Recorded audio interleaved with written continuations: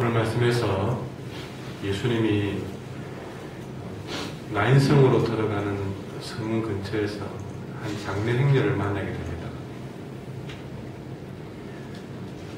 이 장례 행렬은 한 과부의 외아들 장례 행렬이었습니다.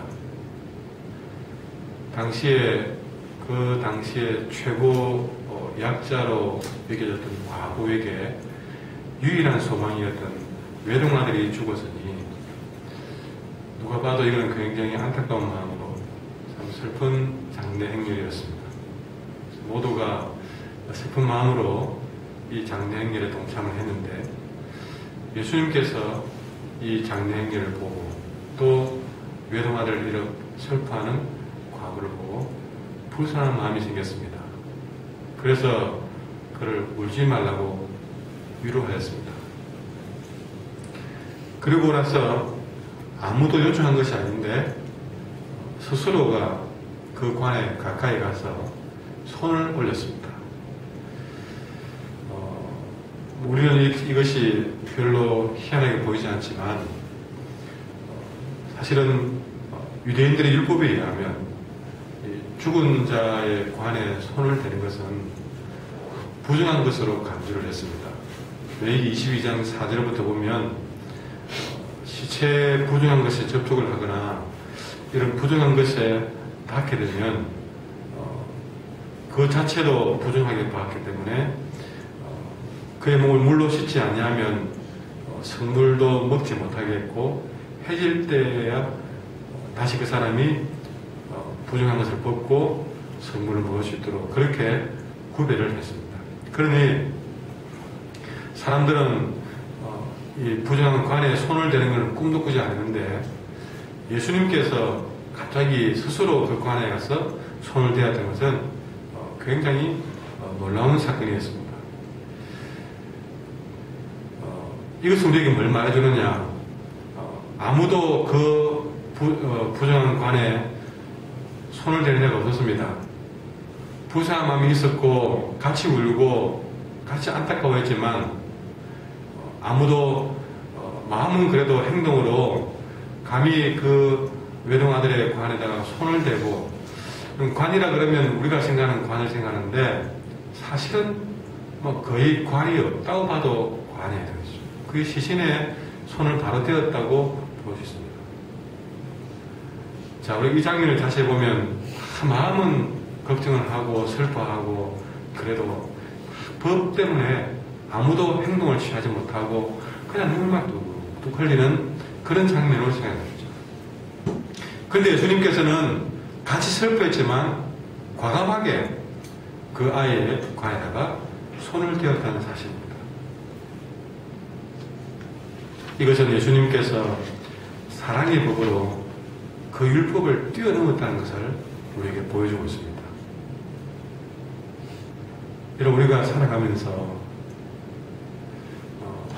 참 마음에는 생각이 있고 또 같이 걱정해주고 마음은 다 가지고 있지만 실제 예수님처럼 이런저런 그는 법이 그래 안 해왔어.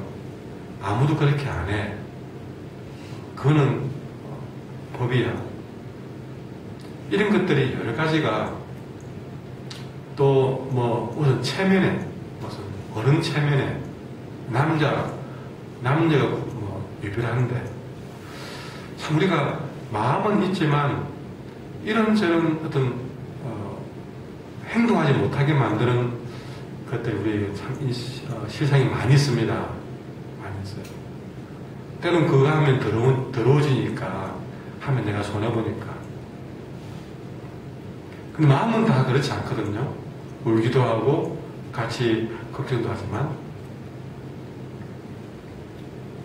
오늘 예수님은 그 모든 사람의 넘지 않았던 그 법을 뛰어넘어서 행하는 모습을 보게 됩니다. 여러분, 우리는 마음에는 있으나 이런저런 핑계로 넘지 못했던 것이 없던가요? 오늘도 아마 그런 일들을 우리는 만나야 될 것인데 그럴 때에 여러분 우리는 평소에 넘지 못했던 그 관리를 한번 넘어보는 하루가 되기를 바랍니다. 항상 우리가 마음은 있으나 딱 어느 선에서 멈춰섰던 그 경계선, 그 경계선을 우리가 한 발 더 넘어서면 우리가 그동안 보지 못했던 예수님의 흔적을 보게 될 줄 믿습니다. 자, 이것이 어떻게 이어지냐면 15절에 보니까 이런 과정을 통해서 죽은 청년을 다시 살려서 그의 어머니에게 되돌려주는 사건으로 나타나고 있습니다. 여러분, 우리가 오늘 이런 말씀 속에서 우리에게 오신 예수님을 보게 됩니다. 우리 예수님은 스스로 하늘 영광을 버리고 이 땅에 내려와서 십자가를 졌습니다. 오늘 본문에도 모든 법을 뛰어넘어서 아무도 손을 대지 않는 관에 손을 대신 분이십니다. 바로 이 속에서 이 땅에 아무 소망도 없이 살아가는 우리를 향한 우리 예수님의 긍휼과 사랑을 보게 됩니다. 오늘 우리 주님은 우리를 긍휼히 보고 계십니다. 스스로 그 아무도 손을 대지 않던 관에 손을 대듯이 아무도 챙겨주지 않는 우리 인생에 주님은 우리를 만져주고 계십니다. 스스로 하늘 영광 버리고 내 곁에 와서 나를 위해서 십자가를 지고 나와 함께 동행하고 계신 그 긍휼하신 주님과 우리는 오늘도 함께 할 줄 믿습니다. 여러분, 때로는 사람들이 아무도 나를 인정해 주지 않고 아무도 다가오지 않지만 주님은 우리 곁에 선뜻 다가오셔서 그분은 나에게 오기 위해서 하늘 영광을 버리고 왔습니다. 나를 위해 십자가를 지었습니다.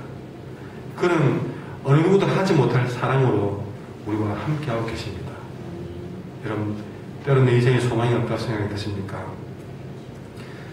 사랑을 볼 때는 그러지 모릅니다. 그러나 주님 바라보면 결국 나는 소망 없는 존재가 아니라는 사실, 그분이 하늘 영광을 버리고 찾아올 만큼 그분에게만큼은 내가 그만큼 소중하다는 사실을 우리가 오늘 시간에 다시 한번 깨달아야 될 줄 믿습니다.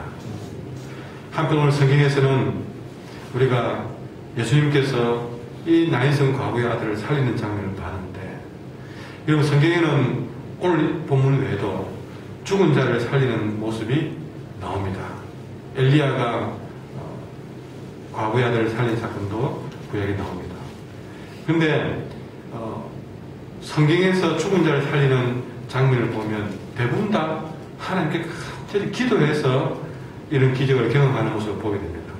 그런데 오늘 본문에서는 예수님이 기도하는 장면을 볼 수 없습니다. 예수님이 기도를 빠뜨렸습니까?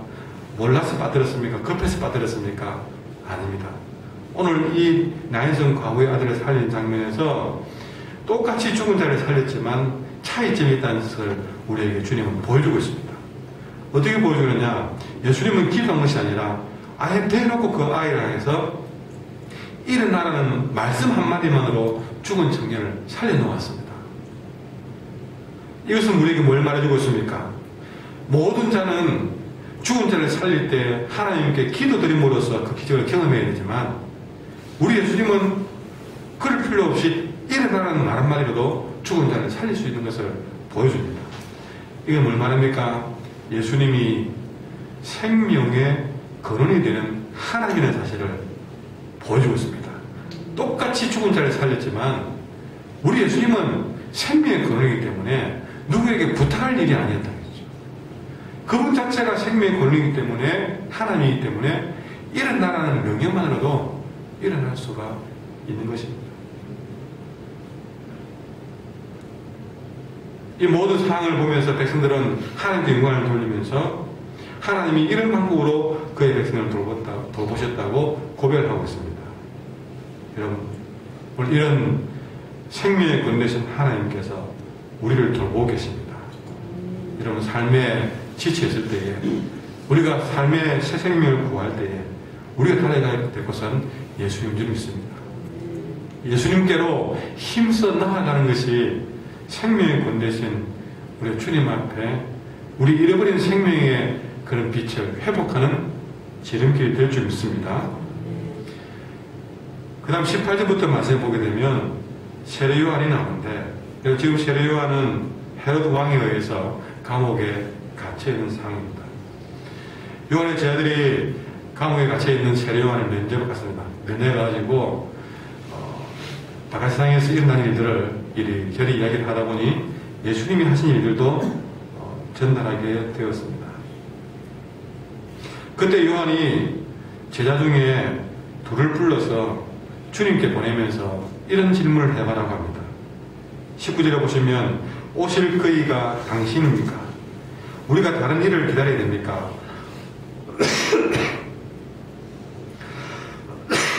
그렇게 좀 세례 요한은 감옥에 갇혀있어서 못 나오니까 그의 제자들에게 예수님께 이런 질문을 해봐라고 했습니다.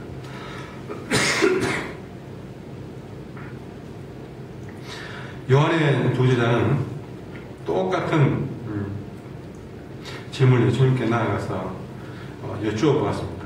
오실 그분이 당신이 맞습니까? 우리가 다른 분을 기다려야 됩니까? 라고 질문을 했습니다. 근데 마침 예수님은 질병과 고통과 악기 들린 자를 고치는 중에 있었는데 그렇게 그 병든 자를 고치다가 하시는 말씀이 이렇게 대답합니다. 너희가 가서 지금 보고 들은 것을 요한에게 그대로 알려주어라. 그대로 알려주어서 맹인이 보게 되더라. 못 걷는 사람이 걷게 되더라. 나병 환자가 깨끗하게 되더라. 귀 먹은 사람들이 듣게 되더라. 죽은 자가 살아나더라. 가난한 자들에게 복음이 전파된다고 하더라. 이런 이야기를 요한에게 전해주라고 이렇게 말씀을 주셨습니다.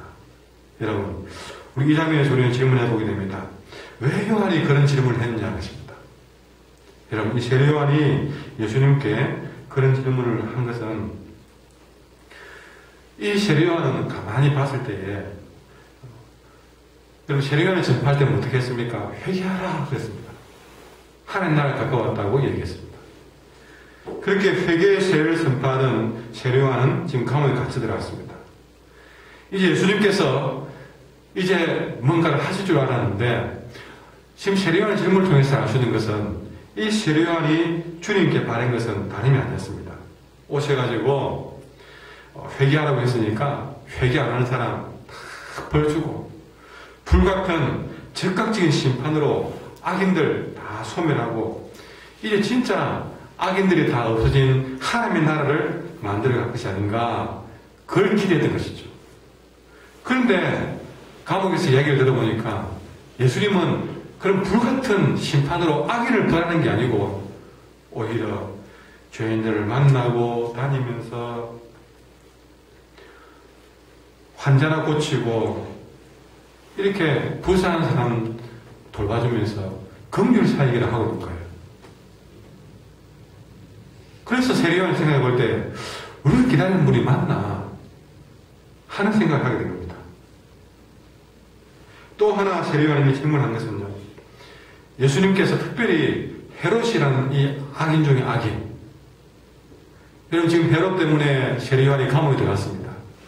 이런 악인 중에 악인 헤롯을 엎어버리고 지금 헤롯에게 억울한 누명을 쓰고 감옥에 갇혀있는 자기를 구원해 줄 것이 생각했는데 그는 할 생각도 안 하고 긍휼 사역이나 하고 있으니까 어쩌면 예수님께 원망의 마음도 있었던 것 같습니다. 여러분 우리가 이 세례 요한에게 보듯이 때로는 하나님이 살아있는지 궁금할 때가 있습니다. 어떻게 이렇게 악인들이 함부로 하고 살아가는 것들을 가만히 두고 있을까? 이해가 안 될 때가 있습니다. 악인이 설치고 의인이 비판을 받는 이런 상황을 볼 때에 하나님이 살아계시나 한가? 때로는 내가 내 인생에 억울한 일을 당하고 그렇게 힘들게 살아가면도 하나님이 침묵하듯이 그렇게 될 때는 원망이 될 때도 있습니다. 하나님이 왜 이러시는가? 나를 버린 건 아닌가? 바로 이런 세례 요한의 궁금증 앞에 긍휼 사역이나 하고 있던 예수님. 그 예수님께서 이런 요한의 질문 앞에 보여준 것은 바로 다른 것이 아니라 맹인이 보고 못 걷는 사람이 걷고 나병 환자가 깨끗함을 받는 이것을 보여주라고 이야기를 했습니다.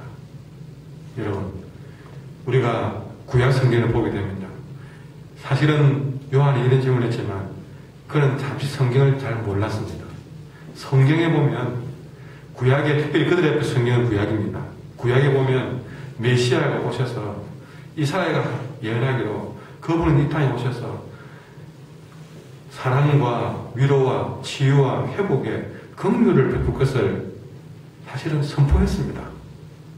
그게 분명히 예언되어 있는데 지금 자기가 힘들고 어려우니까, 지금 자기가 너무 억울하니까, 너무나 해롭 같은 악인이 설치는 것이 너무나 답답하니까 성경이 말씀한 것을 그는 잠시 잊어버리고 있을 것입니다.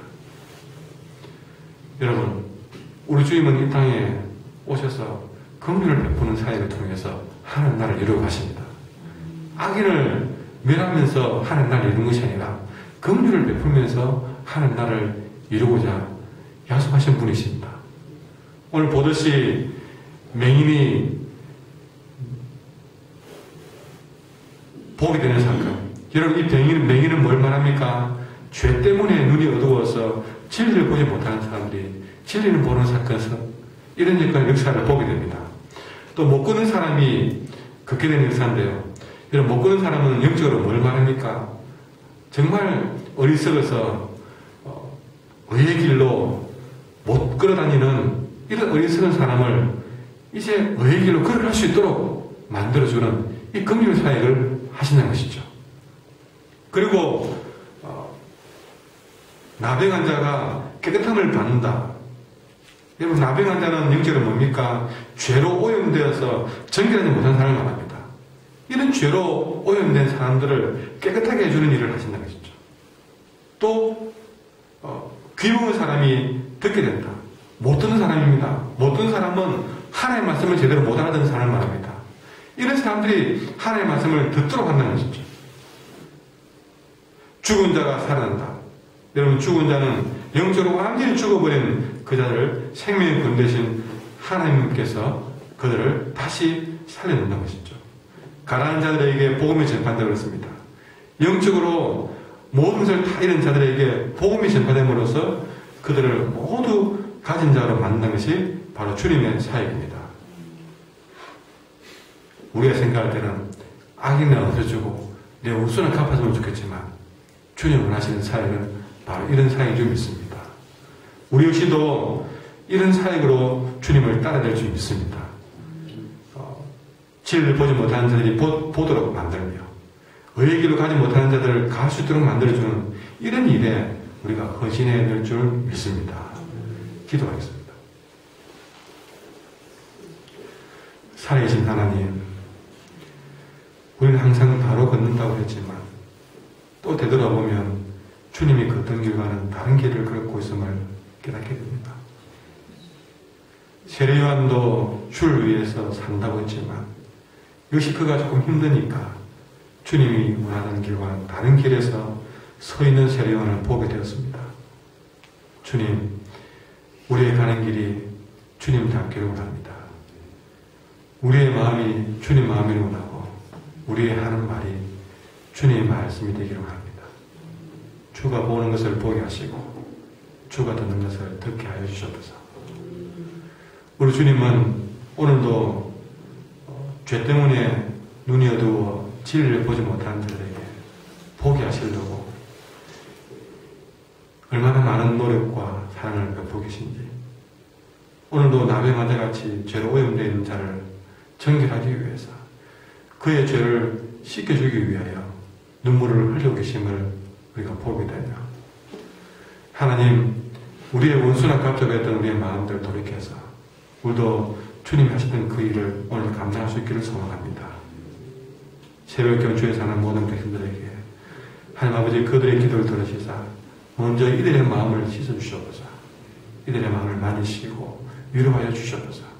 이 새벽에 새 힘 얻어서 세상에 더욱 당당히 나아가 주의 백성을 부끄럽지 않는 삶이 되게 도와주시옵소서. 오늘 저녁에도 미스바 기도를 모이게 됩니다. 주의 모든 백성들 함께 불러 모으셔서 찬양과 기도와 예배를 통하여 더욱더 주님 앞에 한 걸음 더 나가는 한길교회가 되게 도와주시옵소서. 예수님 이름으로 기도합니다. 아멘.